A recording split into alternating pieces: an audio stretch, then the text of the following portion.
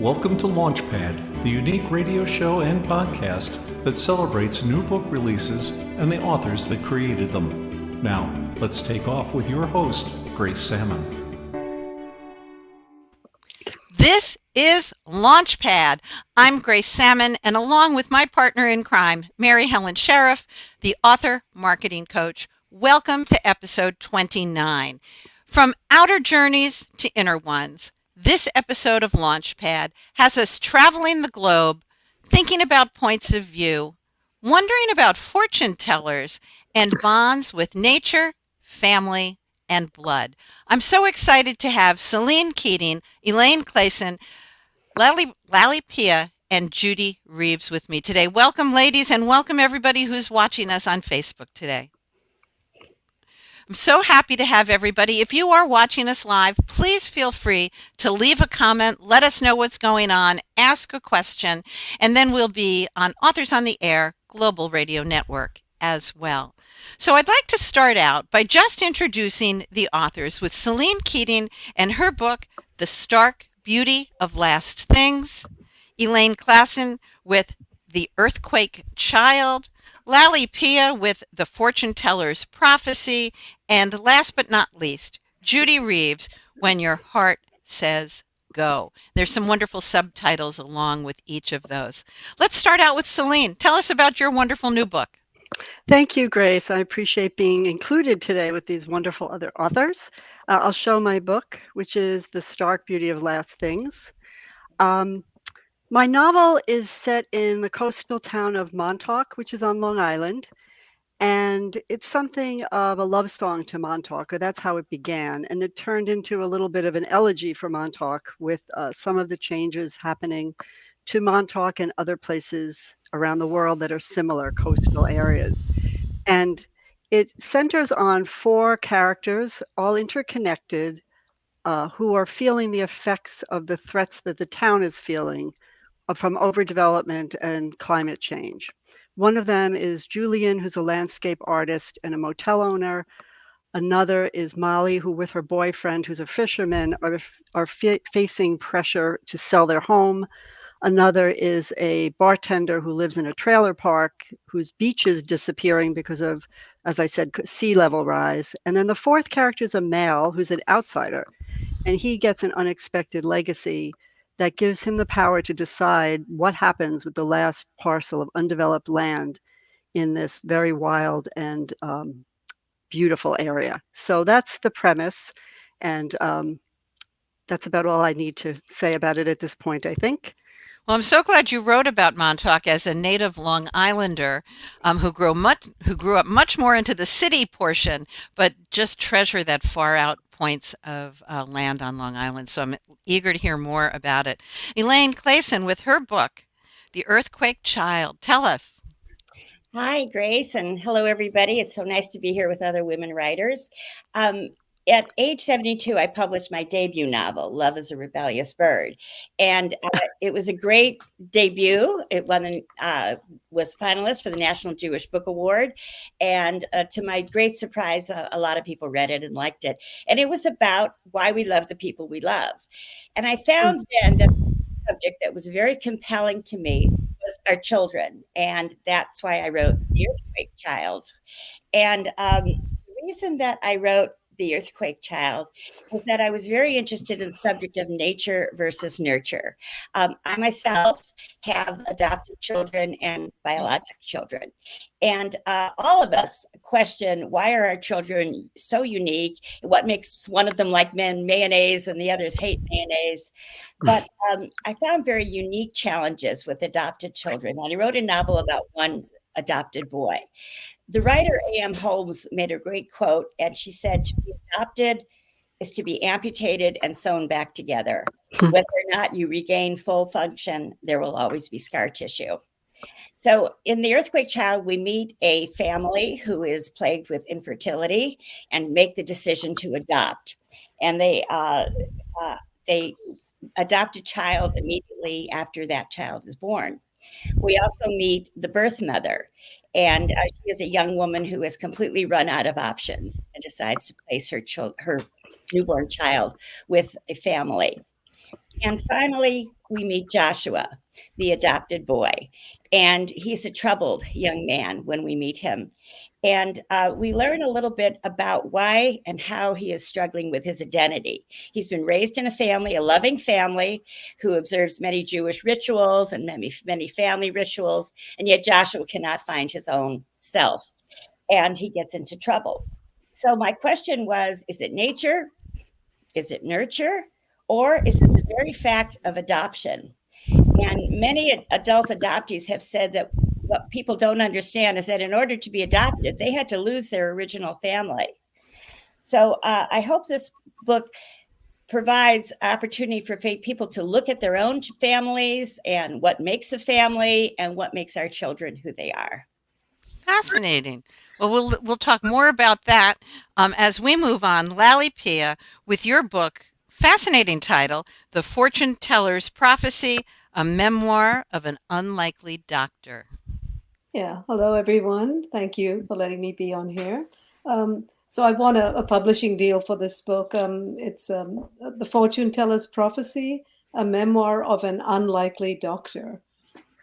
So to give you an idea what it's about, Eat, Pray, Love meets Jeffrey Dahmer in this riveting tale, which begins in Sri Lanka, where I grew up, then moves to Ghana. Sri Lanka, where I was born, then moves to Ghana, where I grew up, then to Wales and England, en route to California, where I live now. When I was 6 months old, a Sri Lankan fortune teller told my dad that I would one day become a doctor of doctors. So my family was ecstatic when I made it into medical school in Ghana. That was the prophecy, right? But halfway through med school, my family headed to California, and I was stuck in Ghana when a political coup erupted. This means there was chaos, disruption, and all the medical schools closed down. So I didn't know what to do. I went to the US Embassy to pick up my green card so I could join the family. But then I learned that they had bungled my green card. So I was stuck in Ghana with no med school, no green card, nowhere to stay in Ghana, no income, no way to work. I was essentially a refugee. So let's fast forward 10 years. I'm now made it to California, but that prophecy seems like a huge joke.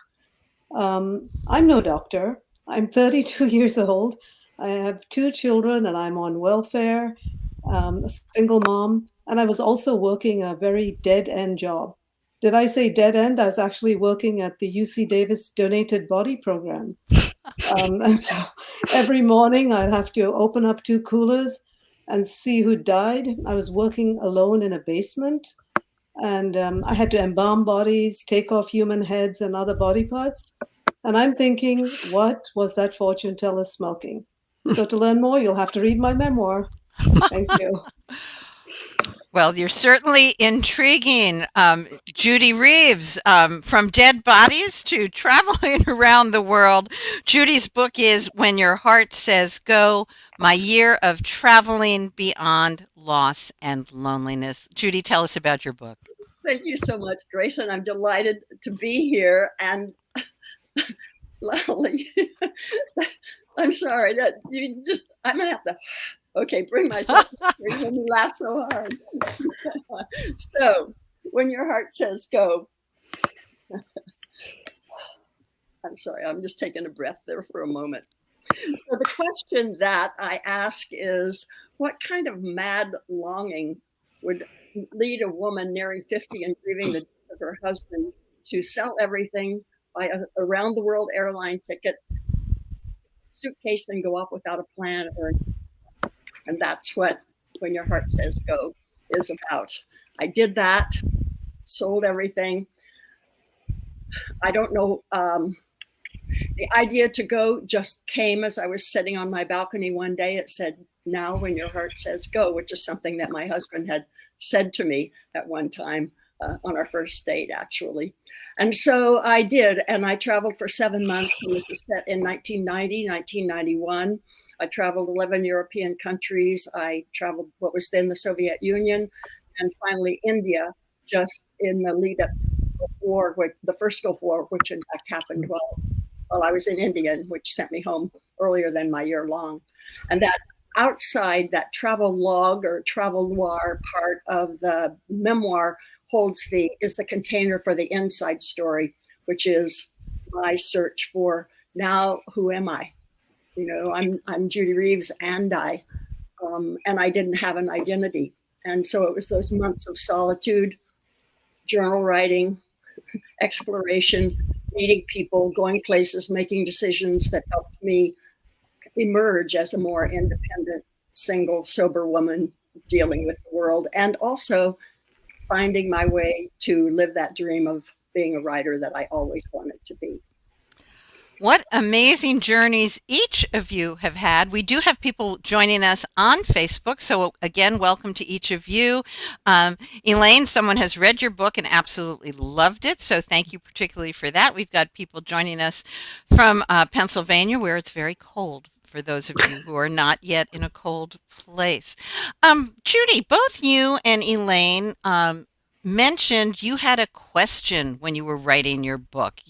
That was the thing. Elayne's question was about adoption, nature, nurture. Yours was about what do you do. Lally and Celine, did you have a burning question that made you want to write your books? Celine, let's start with you. I did, and it's an odd question. When I was living in Montauk, I should back up and say the way I discovered Montauk was from a camping trip with the man who would become my husband. It was our first time away, and I fell in love with the place. Later, we were able to buy a little co-op that became a weekend place and where I would go to write. And I was so captivated by the area and took long walks and loved being in the beach and the woods, etc. And I kept thinking, why is this so important? Like, what is it that is so upsetting to see landscape disappear or development come in? Like, why is this so crucial? And it made me think a lot about the importance of nature to the human being. What does it give us? The sense of perhaps spirituality, a deeper connection, and also um, what happens when landscape changes, what impacts on people, and how do you balance the human needs for, say, affordable housing with the need for these protected landscapes. So it was sort of philosophical questions I was asking myself, and I used the book as a way to explore that. And I kind of set up a problem for the main character, um, to decide what to do with this land. I didn't know how he would resolve it. And I sort of set that up, and then I was trapped because I didn't have an answer, but I wanted to finish the book. So I sort of wrote myself into the answer near the end. So I think that was an unusual, but that was my question. I think many of us, as writers, wrestle with things and they turn into books. Lally, did you have a burning question that you were trying to answer? Why did you feel it was important for you to write your memoir? Well, I didn't have a burning question. In fact, I didn't even want to write a memoir, but everyone kept saying, "You got to put this down. You got to put this down." And then as I started writing, I think it just occurred to me just how many people give up or just think, "Oh, I'll never get out of this mess." And I really thought it would be helpful to give them hope. Hope. In fact, that's what my book is, don't give up. And so that's become the sort of burning message, not the question, but the message I want to give people who read it. Thank you. Elayne Klasson, tell me, did you answer the question, nature nurture? Does it get answered? Absolutely not. And I think that's the joy of fiction, is that we don't have to answer questions, but I think as novelists, we're required to explore questions. And I am always asked about adoption, and I always say, I can't give anyone else advice. All I can do is tell a story. And if I've succeeded in telling a story that people want to read and turn the pages of, then I've succeeded as a novelist.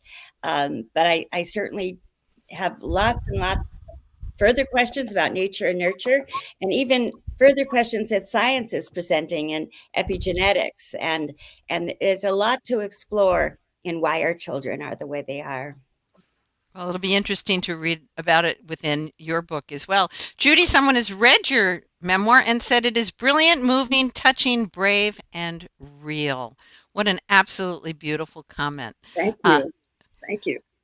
And I think the brave part comes through in each of your stories. But let's start with brave with you, Judy. Sold everything, left for around the world. My heart may have said go, but my feet would have said stay. I when I was traveling, I met a woman in Hungary, Katimati. Excuse me, and she said to me, "Judy, why did you leave? Couldn't you stay at home and figure all this out?" And I've been a traveler, and so going off like that was not so scary to me.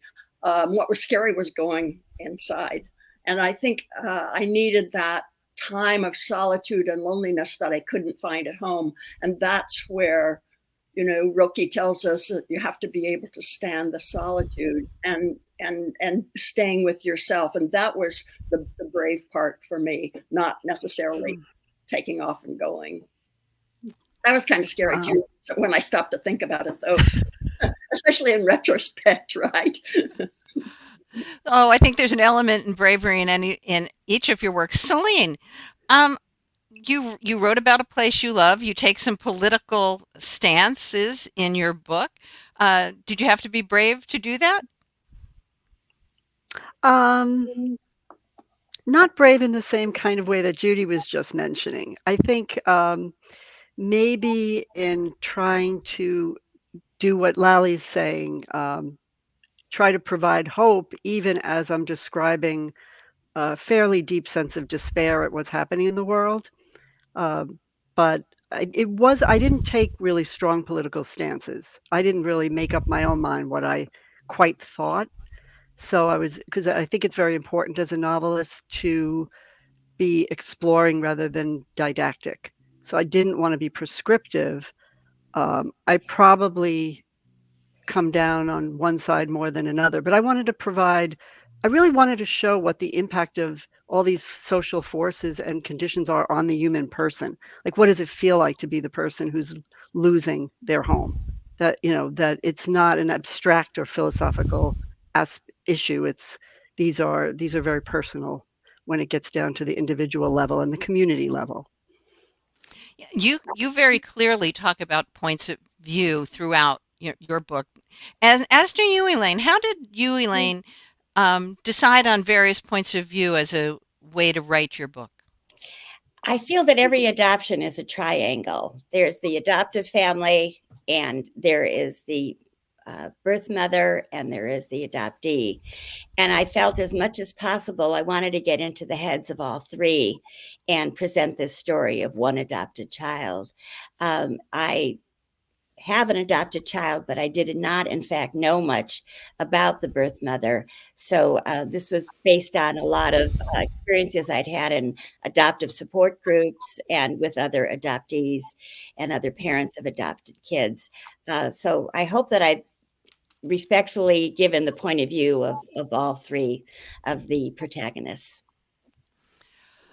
Thank you. And Judy, in your book, you really talked a little bit about women's place in the world. And would you talk more about that? Because that's also a point of view, isn't it? It is a point of view, and it's a point of view that we are taught as young girls. Take typing, you'll have something to fall back on, or whatever message that we get from our parents and our mothers and the culture around us. And so to be able to claim our own place in the world, I think once again you have to ask yourself those questions. What is it that I want? What do I need? And then being able to say it out loud. This is who I'm Judy Reeves, and I always had to have a tag that went with this. I'm Judy Reeves and I work in PR. I'm Judy Reeves and I work in the newspaper. If I say I'm Judy Reeves, is that going to be enough? And what's really exciting to me right now, Grace, and to so many women, is what is called what I hear referred to as the third chapter, and that is women of a certain age, to use that term. The children have grown, maybe they're gone. We have worked all of these years, and now what? And we have so many choices, and so many options are open to us. It's a really exciting time to take our place. Oh, I'm so glad you put it that way. That's a theme near and dear to my heart, and I write about that in my novel. I never would have thought that my late 60s and now 70 would Mhm. be a time where I would have said it was an exciting time. So I'm very glad that you put it that way.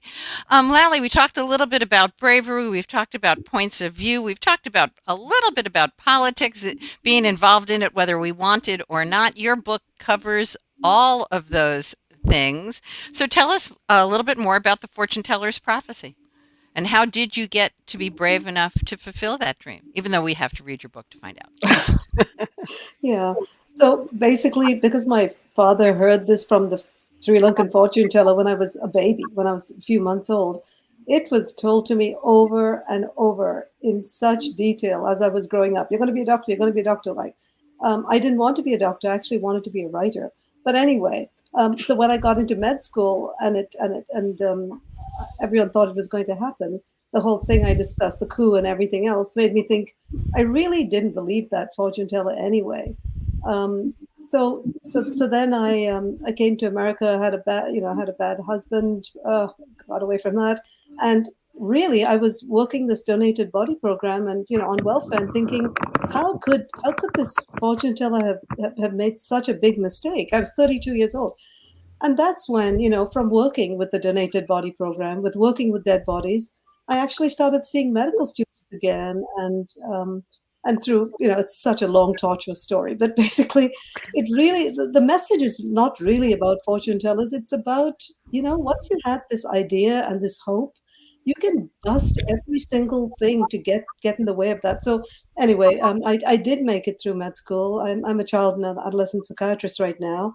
And so I'm fascinated by nature and nurture, because I really think that sometimes the kids are so troubled and yet you can help them with nurture. So I really look on children as this light, because no matter how badly, troubled they are, there is hope for them at the end. And I try and present that in every kid I meet. So it was a long, but you'll have to read the story, because ultimately, if you go through all these obstacles, it's like, bring it on, world. I can handle it. And that's what I'm hoping people will get from this. Well, I hope we all can. And so let's switch around a little bit to what it means. Several of you have said you wanted to become a writer. Several of you have other books. Elayne shared those as well. Let's talk, and we'll start with Elayne. Your journey to be a writer, and how has it changed you? Oh, it's really my lifelong dream. And I have to pinch myself that when I see these books between covers, it's just unbelievably thrilling to me. I loved to write, but didn't have the courage. And I think Judy alluded to that, the narrower paths available to women of our generation. Teacher or a nurse, that was kind of acceptable. And I had wonderful English professors in university who asked me what kind of a writer did I want to be. And I said, oh my goodness, I could never be a writer. So it took a lot of courage finally in my late 40s to realize that if not now, when. And I took creative writing classes at Stanford, where I lived fairly close by, and I got just enough encouragement to keep going, but I could have papered my room with rejections, and finally things started happening when I retired and was finished with a lot of other obligations and moved here to the beautiful San Ynez Valley, which is very quiet and very contemplative. And just really things took off, and I feel extremely fortunate to be of this age and to have something that I'm passionate about. I think that's a real recipe for successful aging, is to really care about something. I would agree with you entirely. Judy, your path to becoming a writer, and how has it changed you? I have always been a writer. And when I was a kid, that's what I was going to do. Brenda Starr, girl reporter, that was me, right? And so all my life, my career was as a writer, but I was a commercial writer, radio, television, newspapers, PR, advertising, and so on. And it wasn't until, even though I was doing these other things on the side, and so that was the I'm Judy Reeves and I. And so then when I discovered, when I unleashed, when I let go, when I opened up to that writer who was traveling and her main companion was her journal, that's when I think I really started having my own voice and saying what I wanted to say. And when I came back to first San Francisco and then San Diego, just like the message that came when your heart says go, and I bought that around the world ticket, the message came, you're going to open a writing center. And so I did in San Diego, the writing center. I started it actually 30 years ago this year. And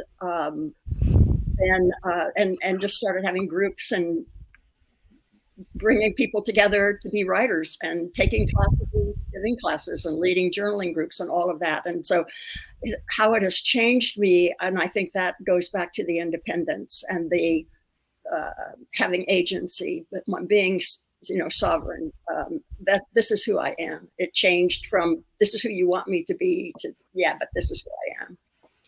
Judy, I know that you're a real inspiration to writers in San Diego, and you've really become a light from that very wonderful San Diego writers community. Oh, thank you, Elayne. Yeah, I have 4 books about writing, about the writing craft: The Writer's Book of Days, Writing Alone, Writing Together, Wild Women, Wild Voices, The Writer's Retreat Kit. So I've done quite a lot of writing, that persona of Judy Reeves writer. And so the memoir takes off from there too. That's great.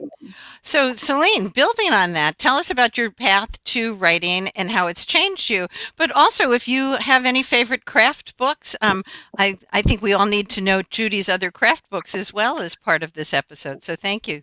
Celine. Yeah, I have a very similar story to Elayne and Judy's. It's interesting how the overlap among us. I wanted to be a writer from early childhood, but knew that it was what my parents said and others, this is an impossible thing, get a practical career. I went into publishing, which I absolutely loved. So I spent my career in mostly editing, book and magazine publishing. But I always wrote secretly. In fact, I warned my husband when I moved in with him that I had this secret thing I had to do by myself. And he was very alarmed and had no idea, like, what is this? And then I told him I was a writer. But I, like you, I guess, suffered from the feeling of not good enough. So even though I started publishing stories fairly early, like not that early, in my early 30s, and I had a first novel come out about 15 years ago and a second novel about 8 years ago. So it was a very, very, very slow build. And I would say how it's changed me is that I'm probably phobic. I mean, I'm introverted to the point of almost phobia about standing and speaking in front of crowds, doing something like this today. And I've have to work to overcome that, because you do need to have a book tour. You need to be able to speak to people. You can't hide behind your computer all the time or your notepad. So that, it's been transformative in that way, that I was forced to confront some of those fears of inadequacy and, imposter syndrome, all the rest that I think is so common with women. And I'm just glad it didn't take me longer, because I was going to run out of life before I got around to this point. Oh, wonderful. Yes. Lally, last but not least on that same question, how has the writing process changed you and the path to actually doing this? You talked already a little bit about. Yeah. So I really wanted to write all my life, but because of being in school just about all my life, it was very hard to find the time to do that. So it was only pretty recently I just thought, I really want to write, and started going to, places where people would read my book and say that's garbage, and the importance of critique. Oh my God. And now I understand why people say it's not writing, it's all about editing. So I had first started writing a book about, it's a psychiatrist has an ethical dilemma. Should she say what she knows and lose her license, but an innocent man gets off? So I'm really interested in fiction and that sort of writing. But now when I look back at it, I think the idea was great, but I really needed to fix it up. And so I got a book coach, who helped me for about 3 months. And that was transformative. And now that I am in this writing thing, it's fun, because I'm getting all these different people who are telling me, different things to do. And I'm seeing this whole explosion of this new and exciting world. So I'm just loving it. I'm really loving it right now.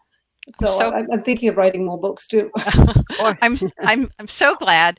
This has been an amazing episode. I just want to thank each of you. Celine Keating with your book, The Stark Beauty of Last Things. Elayne Klasson, The Earthquake Child. Lally Pia with The Fortune Teller's Prophecy, a memoir of an unlikely doctor. And Judy Reeves, When Your Heart Says Go, my year of traveling beyond loss and loneliness. It's been a real pleasure to have each of you on the show and those of you who are watching. This show is always an inspiration to me. Indeed, it launched 3 books of its own, which I am happy to have partnered on. We have Launchpad, The Countdown to Writing Your Book, Launchpad, The Countdown to Publishing Your Book, and Launchpad, The Countdown to Marketing Your Book, which I did with 40 other authors, and that last book with the author marketing coach, Mary Helen Sheriff. Thanks for being with me today, everybody. Thank you. Thank you. This episode is copyrighted by Grace Sammon and Authors on the Air Global Radio Network.